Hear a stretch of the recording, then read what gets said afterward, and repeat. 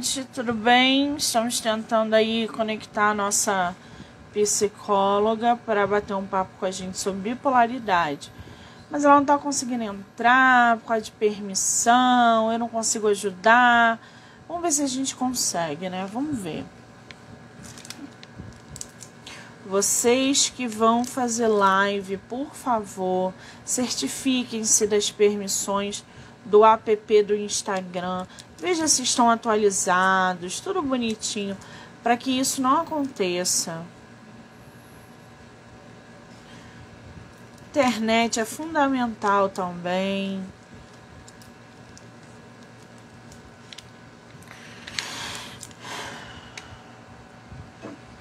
Vamos aguardar aí a Tereza entrar para que a gente possa começar o nosso bate-papo.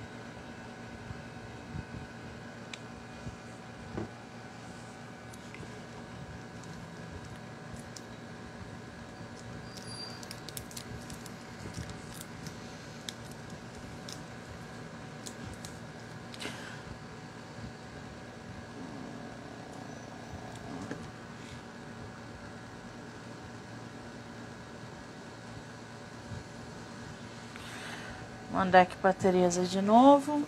Aí ela entrou. Ah, sabendo aqui. Muito bem. Olá! Olá, tudo bem? Tudo, e com você? Eu estou bem, você está me vendo? Estou sim, você tá me vendo? Não estou te vendo não, mas isso é bug do Instagram, não se preocupe. Tá bem. Eu vou tentar ver você aqui pelo computador, não tem problema. Querida, bem-vinda, tudo bem? Quero agradecer pelo convite. Muito Foi obrigada. muito difícil entrar? Não aparecia para mim aqui a solicitação para permissão. Na primeira vez não aparecia. Aí, mas... Bug do Instagram é um caos isso. O Instagram tem estado muito instável, mas que bom que a gente conseguiu. Quero muito te agradecer pelo tempo, pela disponibilidade de você bater um papo com a gente sobre questões voltadas para a saúde mental, tá? Tá bem, eu que agradeço, Monique. Para mim está sendo muito gostoso participar disso. Você é de qual lugar do Brasil? Eu sou de São Paulo. Eu moro em São Paulo. Legal. Conhece o Rio? Conheço o Rio, lindo. Que coisa boa. Essa é a tua primeira entrevista pelo Instagram? É sim, é a primeira. Muito bem. Para a gente começar aí batendo esse papo, fala para a gente um pouquinho sobre você, sua formação, especialização, atuação na área, né? Atendimento, faixa etária, enfim. Um pouco da tua trajetória. Eu sou formada em psicologia pela antiga São Marcos, né? Logo que eu mudei para São Paulo, eu fiz esse curso em 2003. E de lá para cá eu fiz algumas especializações, né? Então eu fiz primeiro a formação em neuropsicologia, então eu também sou neuropsicóloga. Depois eu fiz uma especialização em tratamento para pacientes mentais graves, com transtornos mentais graves, CAPS, pela Unifesp, ali no CAPS Escola da Unifesp, ali do lado do Hospital São Paulo. Fiz 2 anos lá de especialização. Depois eu fiz uma outra especialização, né, em psicopatologias, né, lá no Hospital das Clínicas, lá no IPQ. Foi também bastante interessante. E de lá para cá, né, eu tenho atuado tanto no consultório, né, no atendimento clínico, quanto no hospital, que eu trabalhei até 15 dias atrás. Nos últimos 2 anos e meio, 3 anos, eu trabalhei num hospital psiquiátrico. E, na verdade, assim, eu entrei lá na linha de frente Covid, né? Entrei lá em 2021, fiquei 6 meses atendendo ali pelo hospital de campanha, pacientes com Covid, os familiares e tal. E depois entrou um novo projeto para atendimento a pacientes psiquiátricos, pacientes neuroclínicos com comorbidades psiquiátricas e, no final, pacientes que fazem uso e abuso de substâncias, né? Substâncias químicas. E, então, assim, era bem interessante. Gostei muito de ter trabalhado no hospital. Acho que me trouxe experiências muito boas, muito interessantes para o meu trabalho no consultório. Sim. Você é CEO da Clínica Equilíbrio, é isso? Isso mesmo. Que... A clínica e pretendo ampliá-la, né, em 2024, fazer parcerias aí com algum psiquiatra, trazer mais psicólogos. Isso é muito importante. Gente, a página é @equilíbrio psiconeuro, tá? Então já segue lá para acompanhar a Tereza e a página da Clínica Equilíbrio. Tá cheio de postagem interessante, postagens voltadas à saúde mental, inclusive autismo, entre outras coisas. Agora, Tereza, você escolheu um tema que ainda não saiu aqui no projeto, que é o TAB, transtorno afetivo bipolar. O que é isso? Então, é uma condição mental, né, na qual a pessoa tem o humor dela muito instável, né? Tem mudanças bruscas de humor que oscilam de depressão a um estado de mania franca. Tem também a hipomania, que é mais ou menos ali uma mania mais fraquinha, né? E vai transitando entre esses polos, mania e depressão, tá? E aí nós temos 3 tipos de transtorno bipolar, né? Que é o tipo 1, onde a pessoa cicla entre a mania e a depressão, sendo que tem que ter pelo menos um episódio de mania, né? Dá um exemplo para a gente, Tereza, dessas manias? Tá, boa. Vou dizer o que é mania e a hipomania. Na mania, a pessoa está com o humor exaltado, né? Então, ela está mais acelerada. É como se tivesse uma ativação do pensamento, uma ativação cerebral, né? Então, ela está com o pensamento acelerado, ela está com o comportamento acelerado, ela tem menos necessidade de sono, né? Então, ela pode virar uma noite, 2 noites, né? Quando ela está em mania franca, ela vira acordada, né? Ou quando ela está em hipomania, ela tem necessidade muito pouca, muito pequena de sono. Então, ela pode dormir, sei lá, 3, 4 horas e achar que está bem, está cheia de energia para poder trabalhar, fazer as coisas dela, né? Então, isso somado a outras situações, por exemplo, ela pode ficar muito irritada, né? Ela se sente muito bem, porque afinal de contas, né, tá tudo acelerado, ela se sente ótima, ela se sente uma pessoa poderosa, né? Ela se sente uma pessoa com, vamos supor assim, desejos de fazer coisas arriscadas, porque ela não tem medo, né?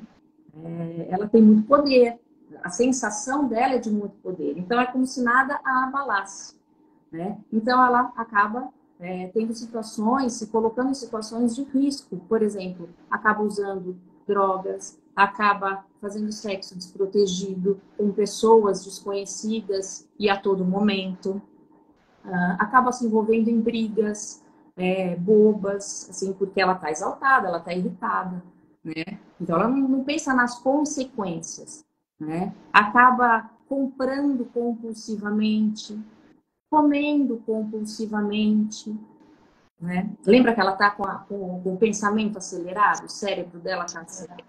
Então, tudo é mais rápido, né? E não pensa nas consequências. Só que, quando a pessoa... Isso que eu te falei agora, vamos considerar a hipomania, tá?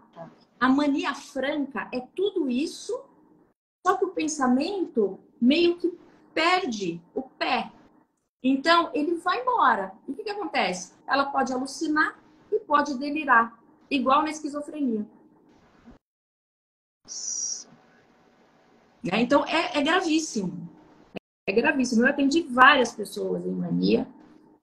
A pessoa chegava no hospital, ela não sabia o que ela estava fazendo ali. Ela dizia, ela estava ótima, que não tinha acontecido nada de errado com ela. Né? Eu escutava muito assim, não, eu estava indo dormir, ou eu estava indo tomar banho, e de repente o SAMU chegou lá na porta de casa. Porque alguém chamou.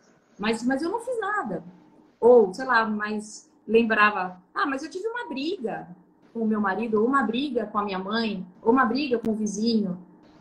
Mas não se lembrava de detalhes, como, por exemplo, sei lá, tentou colocar fogo na casa, tentou matar alguém. Isso ela não lembrava, a pessoa não lembrava, porque ela estava meio que fora de si. Né? Nossa, muito sério isso. E olha... Oi?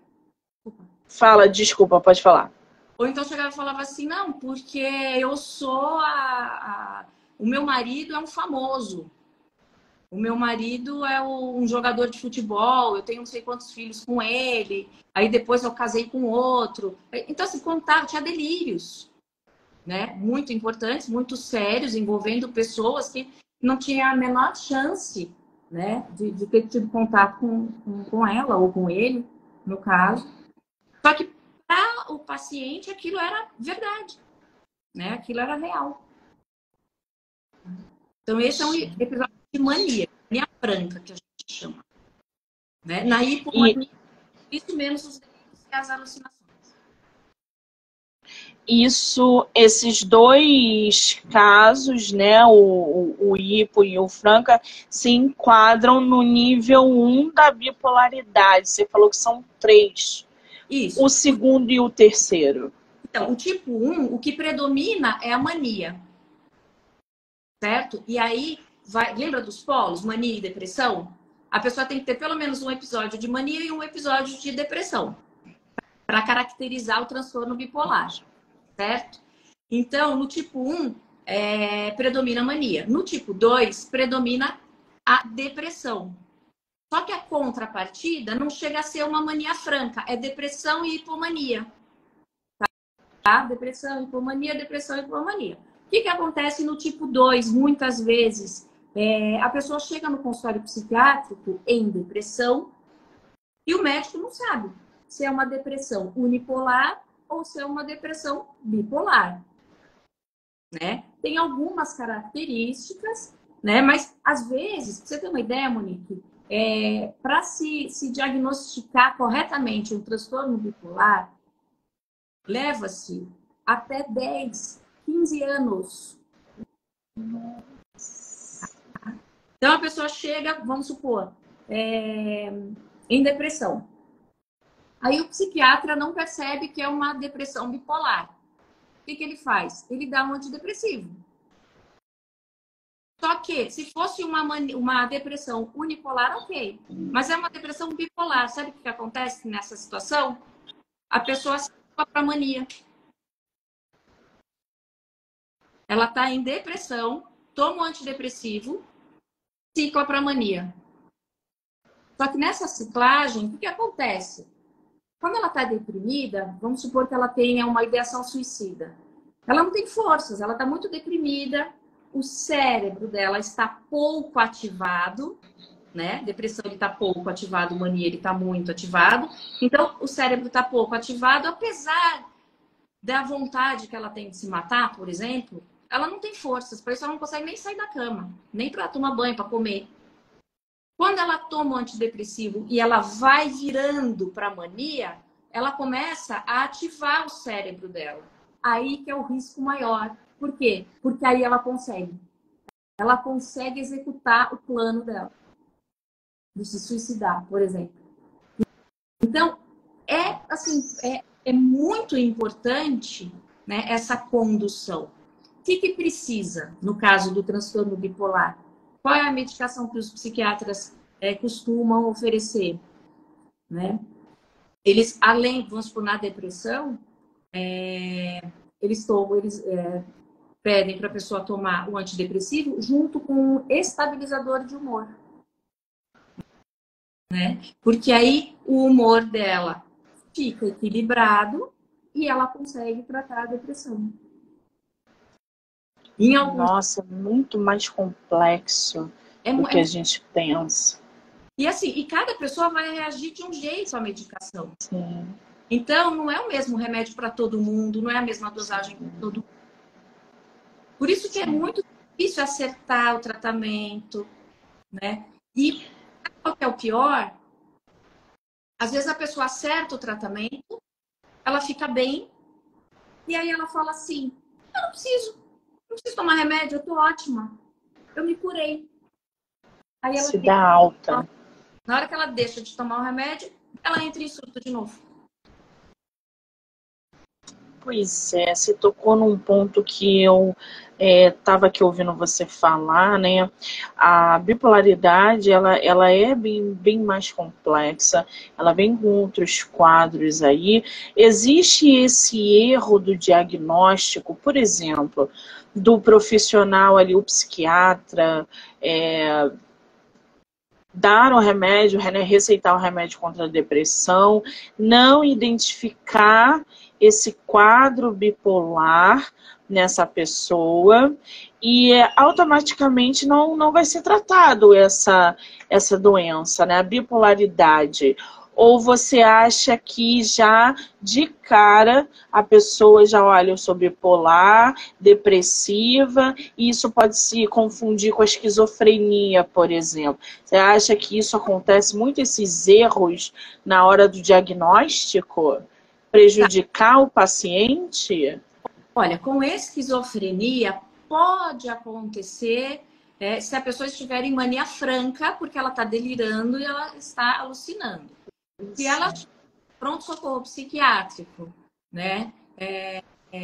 E o médico pode eventualmente diagnosticá-la, né?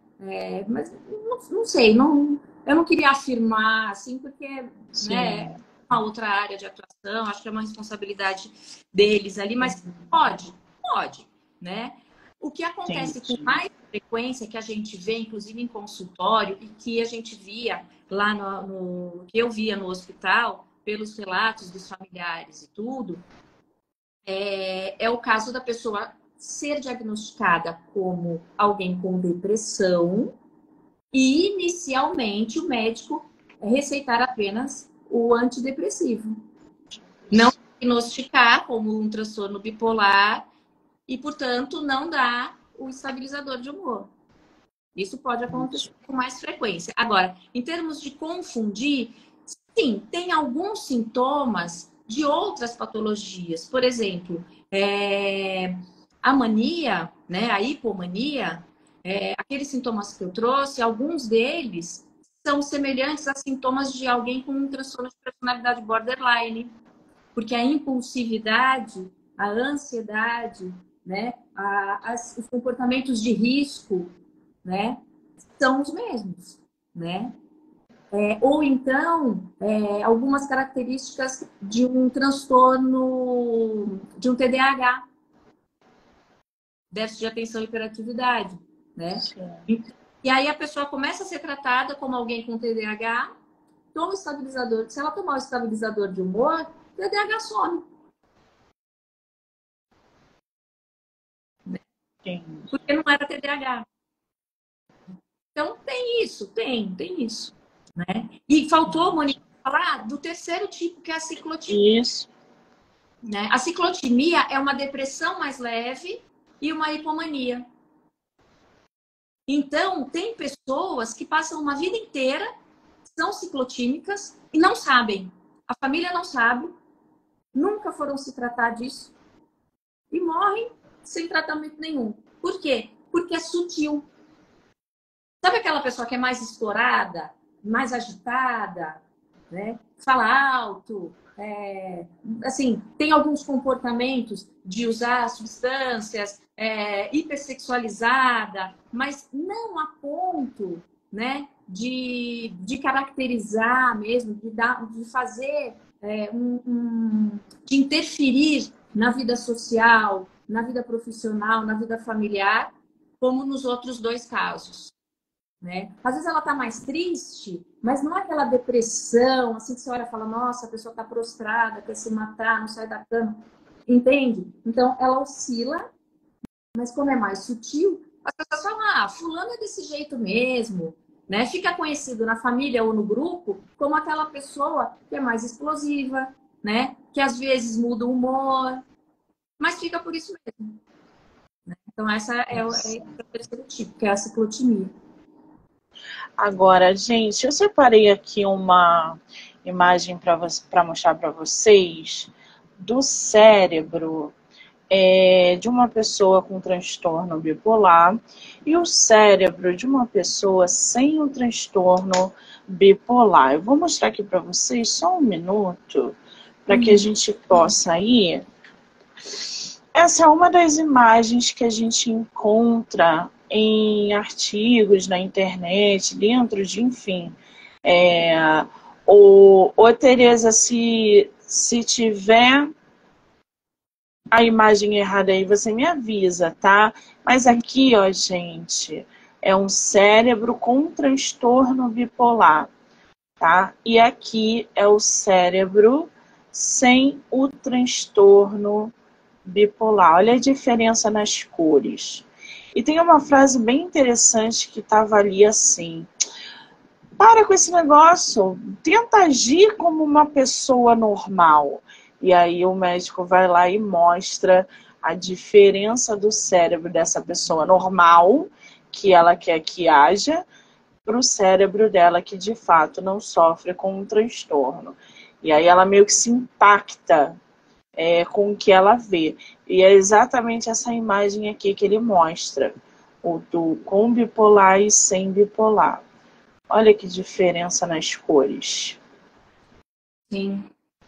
E é impressionante, né? Porque as pessoas, elas custam a admitir quando é uma doença relacionada.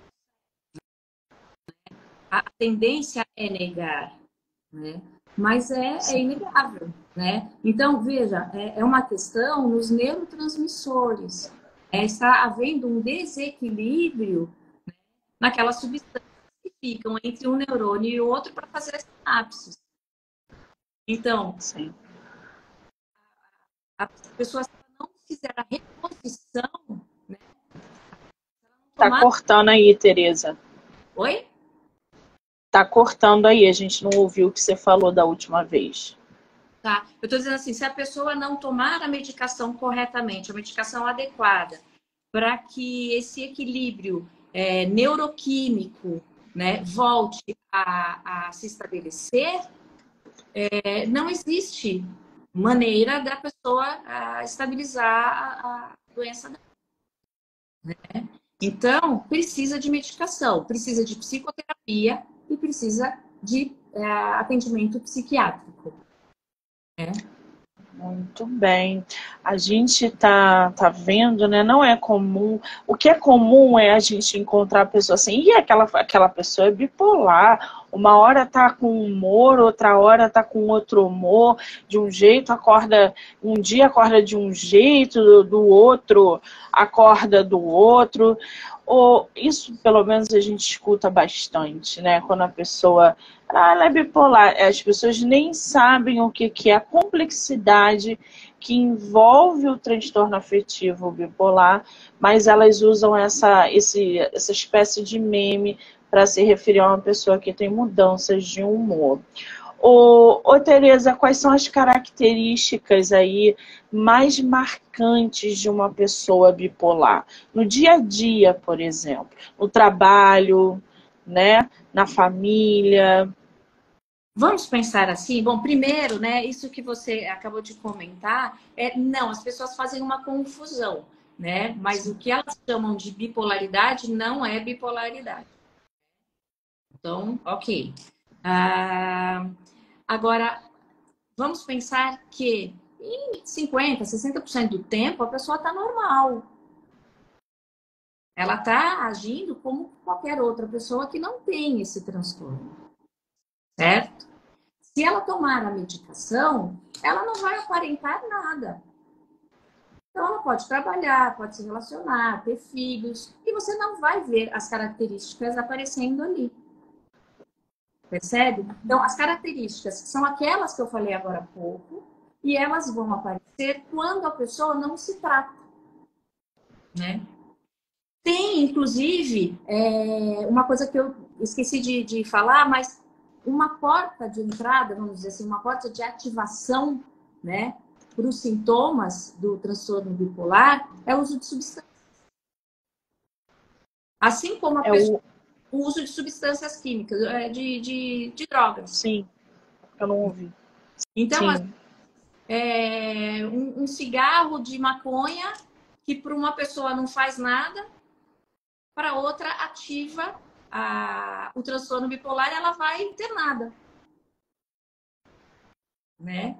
Então, assim, estresse pode ativar o transtorno bipolar, mas com certeza, antes de qualquer estímulo que ative o transtorno bipolar em alguém, precisa existir a carga genética, né? Então, tudo está no nosso DNA, né? Então, o gene dessa doença, ele é transmitido. Então, pessoas que têm pais, né, pai ou mãe, com esse transtorno, aumenta, se não me engano, acho que de 6 a 8 vezes a possibilidade de desenvolver a doença. Não significa que vá desenvolver, mas aumenta muito, né? Se a gente for pensar, no mundo, a incidência é de em torno de 4,5% da população. Muita gente. Tereza, sua internet cortou, sua fala cortou. Repete, por favor. Eu estou dizendo que é uma doença de alta incidência na população. Na população mundial, 4,5%, gira em torno de 4,5% o índice de pessoas com transtorno bipolar. Nossa, é uma porcentagem elevada, né? Agora, a gente está falando, né? Estou escutando você falar e me veio à mente uma série que traz exatamente uma pessoa, é a Anne Hathaway. Ela é uma personagem que sofre com o transtorno afetivo bipolar. E tem uma cena, a gente consegue ver como isso acontece ali com essa personagem. Ela está no supermercado, nananã, e de repente ela começa a ter uma crise, aonde tudo muda ao redor dela. Obviamente, né, a gente está falando de uma série e eles dão uma incrementada, mas fica nítido ali para quem acompanha essa mudança total de realidade com ela que tem a bipolaridade. Ô, Tereza, nesse caso, quais são os tratamentos disponíveis para quem se enquadra nessa condição? Então, o tratamento ele é a base de estabilizador de humor, remédios, né? Estabilizador de humor, antidepressivo e ansiolítico. Quando a pessoa está em mania, às vezes toma, desculpa, ansiolítico não, antipsicótico. Quando a pessoa está em mania, e ela está em mania franca, que ela tem as alucinações, os delírios, ela precisa tomar antipsicótico, né? Dependendo do caso, continua tomando depois que ela se estabilizou, né? Estabilizador de humor, antipsicótico, ou só estabilizador de humor, depende do grau, né? Do nível que a pessoa tem ali daquela doença, tá? E se ela tiver tipo 2, né, tiver mais episódios de depressão do que de mania, às vezes o psiquiatra, além do estabilizador de humor, oferece um antidepressivo, né? É claro que hábitos regulares, né? Então ter uma rotina também ajuda muito, fazer exercícios ajuda muito, a rotina do sono ajuda muito, né? Quanto mais a pessoa fica sem dormir, mais ela se desregula, vamos chamar assim. né? Então, pessoas que saem muito à noite, bebem, usam álcool, usam drogas, uma coisa vai interferindo na outra. Entendi. Agora, isso acontece também com crianças? Existem aí casos de crianças bipolares? É bem mais raro, mas acontece. Pode acontecer, tá? Antes ali da adolescência. Mas o período de maior incidência é da adolescência e início da fase adulta. Então, ali dos 15 aos 25, dos 15 aos 30, né? É onde é a janela ali, de onde mais aparece esse tipo de doença. A pessoa desenvolve os primeiros sinais ali, né? Mais graves vão aparecer nessa faixa etária, tá? Nessa época da vida. Então, pode acontecer quando criança, mas é bem mais raro. E pode acontecer quando a pessoa é mais velha. Né? Em relação a isso, tem uma situação relacionada às mulheres. Né? Se a gente for pensar, transtorno bipolar acomete homens e mulheres na mesma proporção, tá? 50-50. Ok. Só que as mulheres, lembra da TPM? Oscilação do hormônio mexe com as mulheres, não mexe? Então, as mulheres, uma semana mais ou menos antes de menstruar, tem uma baixa, né, dos hormônios e elas ficam mais irritadas, mais impulsivas, mais reativas, não é isso? Quem tem o transtorno bipolar tem uma TPM mais severa. Então, ali, por isso que a adolescência, a menstruação, começa a oscilar hormônios e tal, é um período propício a desenvolver o TAB. Não que vá desenvolver, mas é um período mais propício. Um outro período mais propício para ter um episódio de mania ou de depressão é no pós-parto.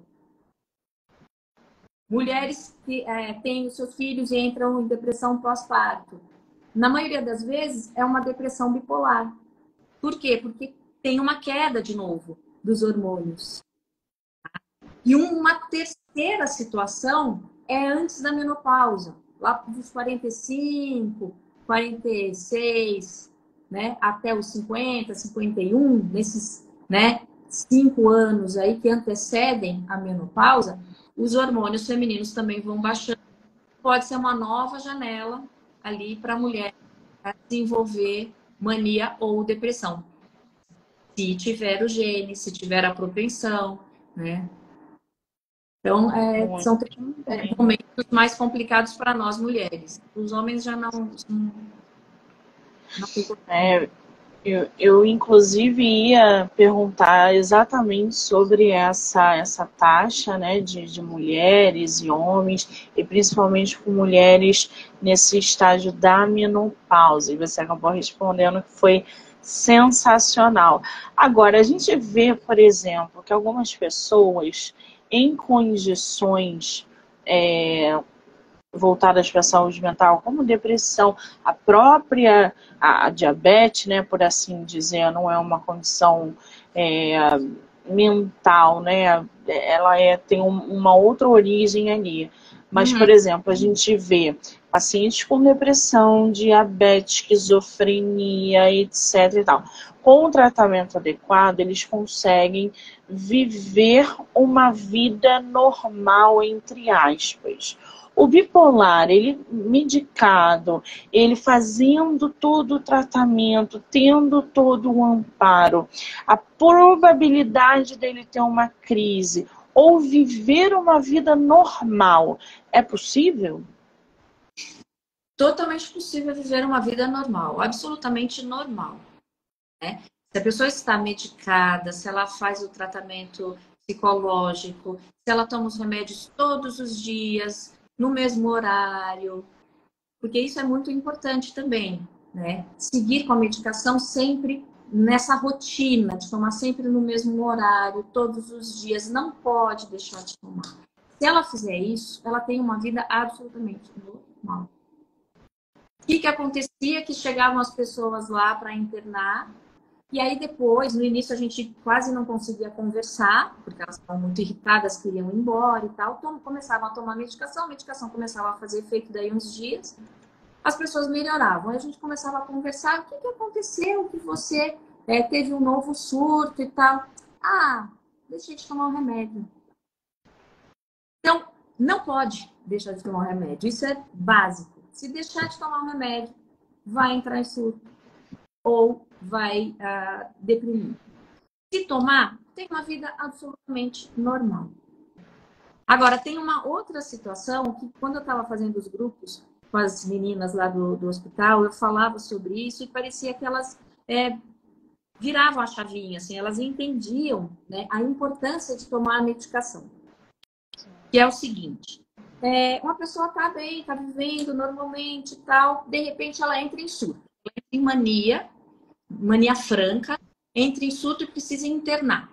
Né? O que acontece no cérebro dela nessa situação? Além de tudo que a gente vê ela fazendo e tal, daquilo tudo que a gente já comentou. Ela tem um rebaixamento cognitivo. Ela tem uma perda em relação à realidade, ela perde o contato com a realidade e cognitivamente ela baixa. Então, dos 100% da capacidade cognitiva dela, vamos supor que ela teve uma crise grave, ela vai lá para os 50%. Aí ela tomou medicação, foi internada, tal. Volta. Na hora que volta, ela não volta mais para o 100%. Ela tem uma perda cognitiva permanente. Então, ela estava no 100, surtou, rebaixou cognitivamente, voltou para os 95. Aí, ela tomou remédio, voltou para casa, tomou remédio por uns meses, falou, tô ótima, tô maravilhosa, tô muito bem, não vou tomar mais nada, eu não preciso disso, para de tomar. Daí a pouco, a gente não sabe quando, em algum momento da vida dela, ou rapidamente ou não, mas ela vai ter um novo surto, dos 95, ela cai de novo. Ela não volta para os 95. Dependendo da gravidade do surto, ela vai voltar num outro nível, não sabemos qual. E por aí vai. Então, você imagina uma pessoa, uma vida inteira, com várias internações. Quando chega no final, ela não tem uma comunicação, uma sociabilidade. Ela está muito prejudicada. Então, olha a importância de tomar o remédio. Né? Para evitar chegar nessa situação, perder o controle da própria vida, muitas vezes. Né? A pessoa chega num nível, né? Porque aí ela começa a abusar das substâncias, do álcool, né? Ela perde o emprego, ela perde a família dela, muitas vezes ela não tem condições mais de cuidar dos filhos, os filhos ficam com medo, porque assistem às crises que acontecem em casa, né? Os destemperos ali, né? Ou então pode acontecer a própria vida, assim, uma fase de depressão. Pois é, eu tô aqui, eu separei para vocês alguns relatos, né, de anônimos que convivem com essa condição e familiares que convivem com, às vezes, o filho, às vezes o marido, às vezes uma amiga que está dentro dessa condição. Tem um relato aqui que é bem forte. Ela diz o seguinte: minha filha de 16 anos está fazendo um tratamento, mas eu não vejo melhora. Ela tem transtorno afetivo bipolar. Estou cada vez mais insegura. Ela já se cortou 3 vezes. Parece que eu não vou suportar. Eu não sei como ajudá-la. Está sendo atendida por psiquiatra, por psicólogo, mas ela é muito resistente a tudo isso. Alguém pode me ajudar? E aí isso é um relato de uma pessoa numa página voltada para a psiquiatria. E logo depois o médico responde. Ou seja, aqui a gente encontra um paciente que tem essa resistência ao tratamento. Ou seja, ela não provavelmente, ela não quer se tratar. Como é que a família pode fazer essa interdição? Aqui no caso ela é menor. Pode internar ela com um tratamento mais severo? Como é que acontece nesse caso, Tereza? Pode, tem casos em que a família pede a internação, porque a pessoa está correndo risco. E a pessoa perde totalmente. Mas aí essa mãe, ela fala de lesões, né, na pele, que são bastante comuns no transtorno de personalidade borderline. E que, inclusive, pode coexistir como uma comorbidade. A pessoa pode ter transtorno bipolar e personalidade borderline ao mesmo tempo. Em relação aos comportamentos autolesivos, né, essas situações de risco nas quais a pessoa se coloca, né, essas situações, elas são situações que fazem parte tanto da personalidade border quanto do transtorno bipolar. Mas a autolesão, né, geralmente é na personalidade borderline. E tentar contra a própria, né? Também é mais complicado, né, gente? O negócio é mais embaixo. Tem um outro rapaz que está falando aqui. Fui diagnosticado com a bipolaridade em grau 1. Estou numa fase crítica. Perdi até a minha namorada. Eu sou taxista e até meus colegas não querem mais trabalhar comigo por motivos de picos de humor que chegam a ser de forma estúpida e agressiva. Eu não sei mais o que eu faço. Eu procurei ajuda médica e na minha cidade eles receitam Fluoxetine, que não está adiantando. Ou seja, aqui a gente já tem um outro caso onde o estresse também interfere diretamente no quadro da bipolaridade dele, né? E eu não conheço esse medicamento, Fluoxetine, então eu não sei se seria o indicado no caso dele, enfim. O que você acha desse caso, Tereza? Então, ele está dizendo que ele foi diagnosticado com tipo 1 e ele tem picos de agressividade, né? Então, ele está ali se encaixando mais ou menos entre situações, episódios de hipomania, né, ou de mania. Ele precisa se tratar com algum psiquiatra que ofereça para ele um estabilizador de humor, né? Precisa fazer tratamento psicológico, precisa entender mais a fundo alguns detalhes ali, mas com certeza ele tem explosões de raiva, né? Podendo até agredir outras pessoas, por isso que acaba prejudicando o relacionamento, né? Tanto o relacionamento profissional quanto o relacionamento pessoal. Isso é muito comum acontecer, né? Porque a pessoa ela perde o controle, né? Ela sai de si, né? É uma coisa pequena vira algo enorme na cabeça dela e ela reage, né? Impulsivamente, né? E sem pensar nas consequências. Pois é. E aqui tem só um último caso aqui, que foi o que a gente falou anteriormente, desse diagnóstico que não é, que trata, que não trata. Ela está falando ali, eu fui diagnosticada como bipolar há mais de 1 ano e meio. Só que tem mais de 6 anos que eu tenho os sintomas. E eu não sabia o que era. Eu fui a vários médicos e eles diziam que era depressão. Passavam os remédios e nada adiantava. Agora que estou fazendo uso do medicamento corretamente, eu já estou me sentindo bem melhor. O problema é que meu marido não concorda que eu tome os remédios, muito menos que procure ajuda psiquiátrica. Ou seja, que ela tem um companheiro que no dia a dia deve perceber essa condição no dia a dia do relacionamento do casal e ainda assim não aceita que ela, por aquele preconceito, né, Tereza? E a psiquiatra é coisa de maluco. Tomar remédio é coisa de maluco. Procurar ajuda terapêutica é coisa de maluco. Você não é maluca. E aí o familiar aprende, evita, ignora. Isso é comum também bastante acontecer, né?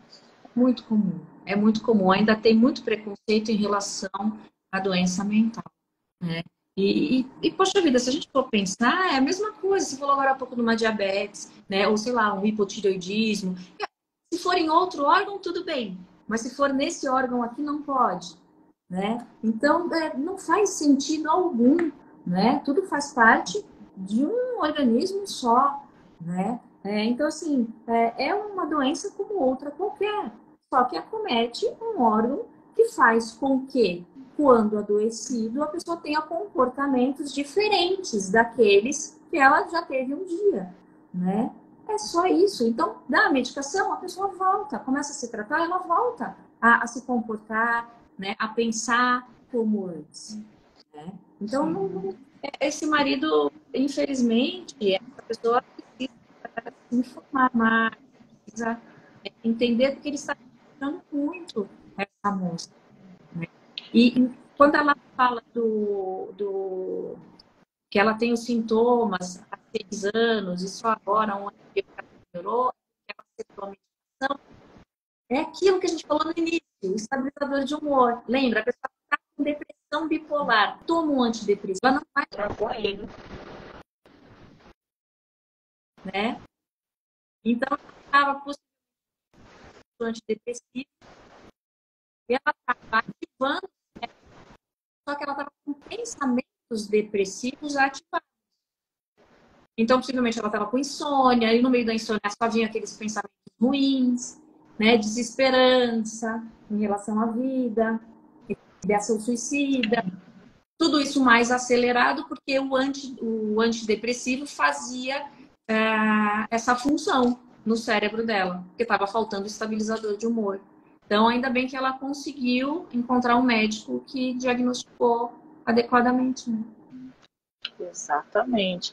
Esses, gente, são apenas alguns dos exemplos, né, que a gente encontra dos relatos de familiares, de pacientes. Tem uma aqui que a namorada teve surto, foi internada 2 vezes e hoje parece uma criança.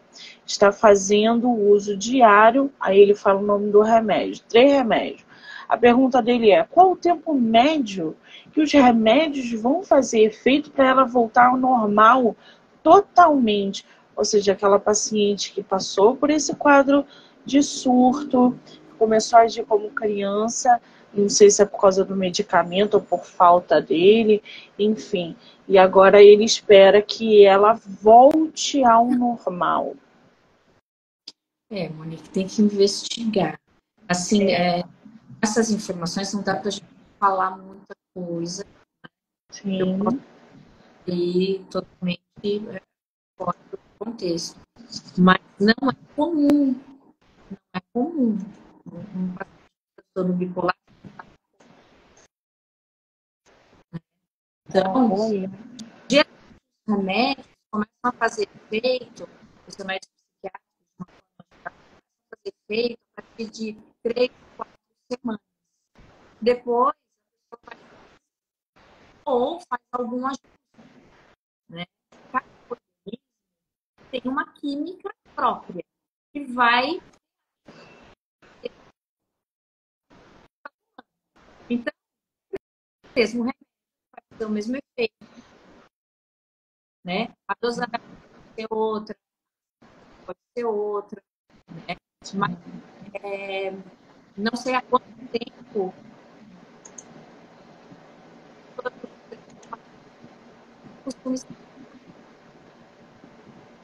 Tá cortando muito, né, gente? A internet não tá legal.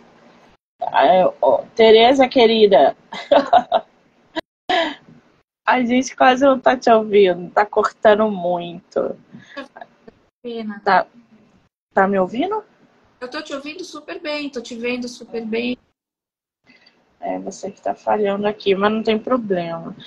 Cada caso é um caso, né, gente? Eu acho que tudo tem que passar por uma avaliação metódica e cada paciente é um paciente. Tereza, qual é o seu Instagram, querida, para quem quiser te seguir, conhecer o seu trabalho, trocar uma ideia com você, agendar uma consulta?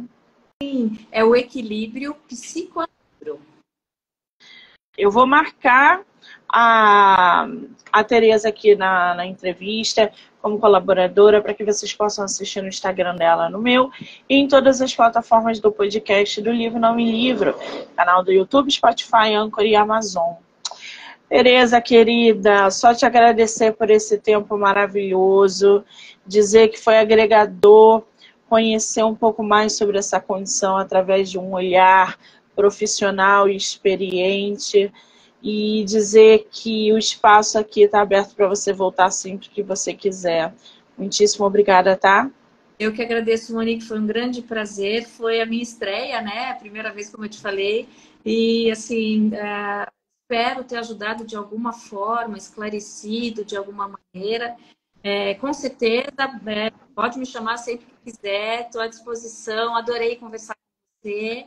E queria também te parabenizar pelo seu canal, né? E pelos outros vídeos que eu tive a oportunidade de assistir, né? São assuntos bastante pertinentes. É muito bom ter alguém como você oferecendo esse tipo de informação às outras pessoas. Muitíssimo obrigada, querida. Só é possível por causa de profissionais da área da saúde como você, que aceitam vir aqui, que aceitam falar sobre essas condições e conscientizar as pessoas que procurar ajuda não quer dizer que você seja doido, não quer dizer que você esteja maluco, muito pelo contrário, é uma forma de se autoconhecer e de se cuidar. É isso que a gente precisa, de mentes sãs, de mentes que estejam em cuidado constante. Quero agradecer a todo mundo que entrou, que saiu, que vai assistir depois, dizer que já já eu volto com mais bate-papo sobre saúde mental.